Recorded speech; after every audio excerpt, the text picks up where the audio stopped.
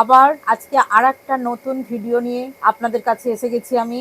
আমার সকল দর্শক বন্ধুদের আমি স্বাগত জানিয়ে শুরু করতে চলেছি। ভেটকি মাছ ম্যারিনেট করার জন্য আমি নিয়ে নিয়েছি একটা গোটা লেবুর রস। এটাকে প্রথমেই মাখিয়ে দেব।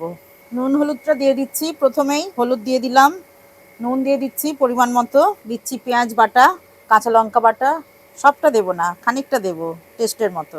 ডিম, দুটো ডিম দিয়ে দিচ্ছি। এবার দিয়ে দিচ্ছি কর্নফ্লাওয়ারটা। পুরো ম্যারিনেট করা হয়ে গেছে। এবার আমি এটাকে 10 মিনিট চাপা দিয়ে রেখে দেব।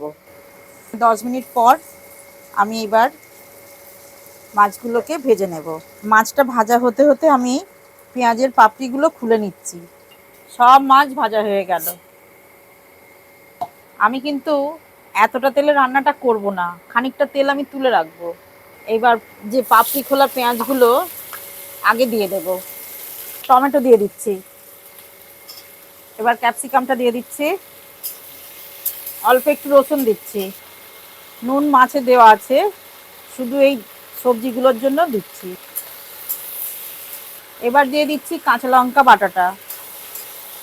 টমেটো সসের মধ্যেই আমি শেজওয়ান সসটাও একসঙ্গে নিয়ে গুলে নিচ্ছি। দিয়ে দিচ্ছি গ্রিন মরিচ শেজওয়ান ভেটকি। একবার হলেও আপনারা করবেন,